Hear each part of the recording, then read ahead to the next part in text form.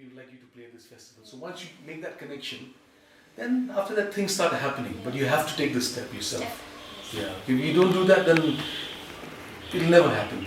Then you'll be stuck here, and then I see the frustration that happens in Shillong. A lot of guys start drinking, or the drugs, or they become frustrated because nothing is happening. And then another very important thing is also the support from family and parents. A lot of young musicians never get that support. A lot of artists never get that support. Why? Because the parents think if you become a government servant or an IAS officer or something, that means your family, if you have a family later, you'll be safe and you'll be secure. But I think parents should also think about your individual happiness, It's not about money.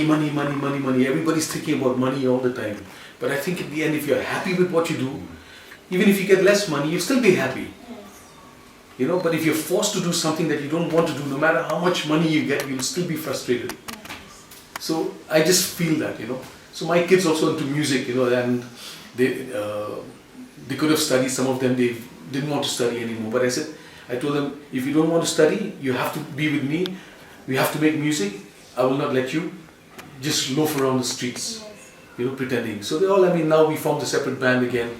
So into drums, into vocals, into bass. So, that way it's nice. So they don't roam, they're at home, they listen to music. So I have peace of mind as well. Yes. Their friends come here.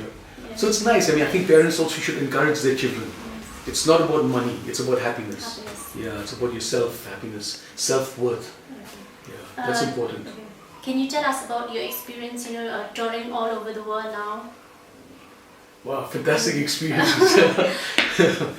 The first time we played was, our first gig as Soulmate outside was in Nepal. In Kathmandu, 2004, 2005 they called us back, and then 2008 they called us back again for the International Jazz Festival Kathmandu, So when they have jazz festivals, they call a blues band, because jazz comes from the blues as well, It still has its roots in the blues.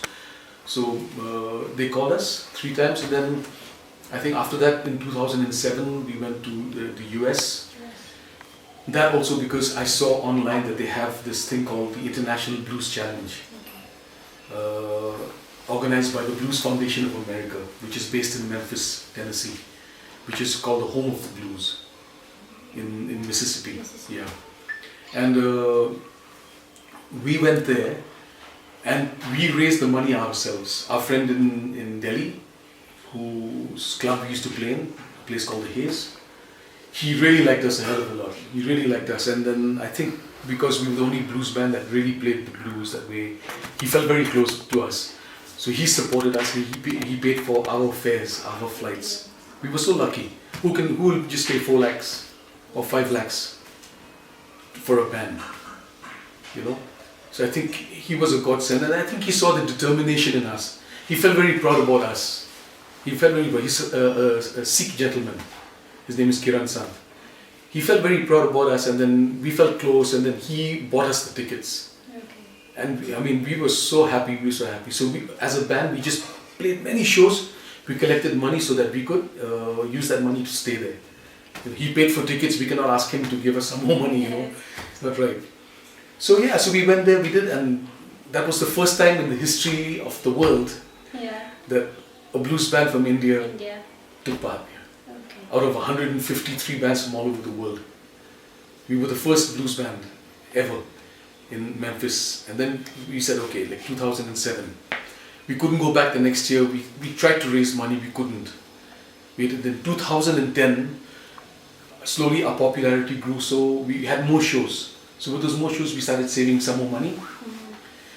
And then again, we determined, I said, we have to make it happen.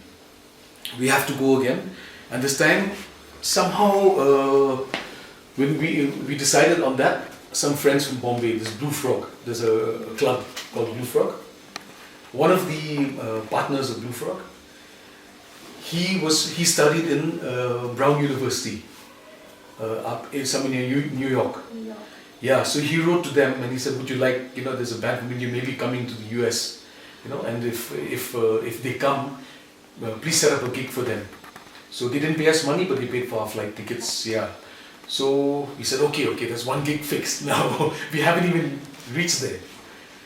So somehow we managed money, like the tickets were like 80,000, 90,000 each, up down.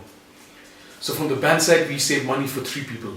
Now we needed money for 2 more people. Or we saved for 2 and we needed money for 3.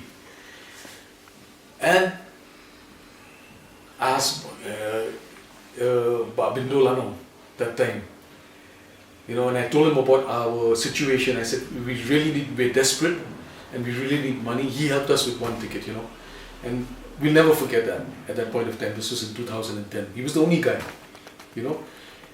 And I went and I was so happy because I thought we'd get like 30, 40,000. I said, whatever you can help us with, we'll collect from anyone, So he gave me 75,000. So it was like 10,000 short to get the ticket. I cried, because I was just overwhelmed with the fact that he managed, just that 1 ticket, and it brought our burden down so much.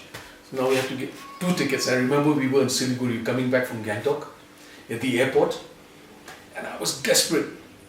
Now, the time's coming, we need to book the tickets, otherwise the prices will go up the closer we get.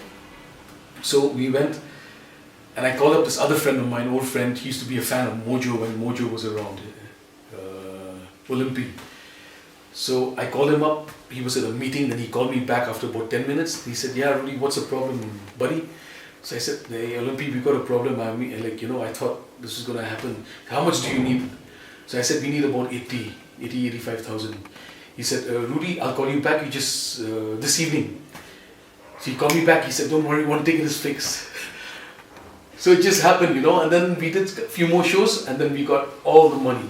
I sent the money to Kiran, because he's got a tourism agency, so he gets tickets cheaper. So I sent him all the money, and we were ready. So the moment our tickets we got our visas, everything, then I wrote to our friend in the States who we met the first time in 2007. And he's from Colorado, from up in Winter Park. So he said, okay, I'll fix. So he fixed up like 3-4 shows for us over there. Actually, if we go as performers, we're supposed to get professional visas, but we did this quietly. So we got tourist visas. If we had to go as performers, we would have had to pay like lots of money, as tax and all that. So anyway, we went there and we did a tour of the States. Like we played in Denver, we played in Boulder, we played up in Winter Park, we played in Memphis, we played in New York. We jammed in New York, we played up in Brown University. So we did about 6, and we traveled by bus, like right around all over the US, So that was such a beautiful feeling. Like this dream was coming true, Even though the shows were small, not big shows, but whatever. I mean, for us, that was the dream.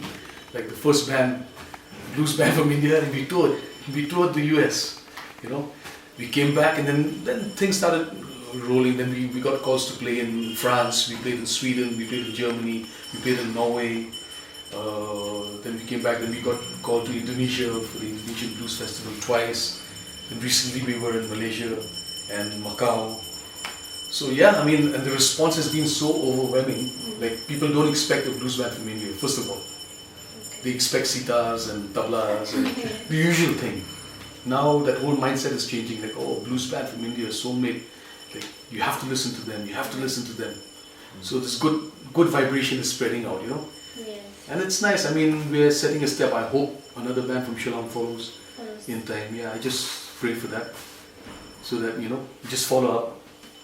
Once Soulmate is like slowing down, then maybe this new band will take over. Yes. And lastly, your music. How do you portray your songs or your lyrics? See, first of all, like the first 2 albums, all 3 albums I've written lyrics. The first 2 I wrote the songs for.